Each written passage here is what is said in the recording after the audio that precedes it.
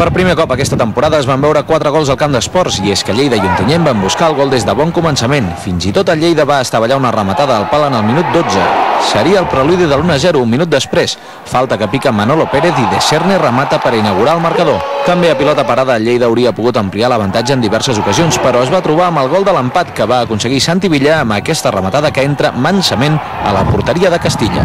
La segona part va començar molt bé per a Lleida. En el minut 51, servei de cantonada i nova rematada amb contundència de De Serni. Però a partir d'aquí tot es va torçar. En el minut 65 l'àrbitre ensenyava la segona targeta groga a Manolo Pérez i en el 68 arribava el 2-2, en aquest xut des de lluny de Rubio que desvia en defensa i despista Castilla. Per acabar-ho de rematar, aquesta entrada de Galván en el minut 72 li va suposar la vermella directa. Sí, yo ya estoy cansado, si todos los días es lo mismo aquí en casa. Tú estás trabajando, eres profesional, estás en una entidad en el sentido de lo que se está jugando la entidad y te estás jugando tú, y en ese sentido pues yo creo que hay una responsabilidad importante, ¿no? Y creo que muchas veces pues el de negro de turno no la tiene. Pero bueno, es así. Estàs en manos d'aficionados.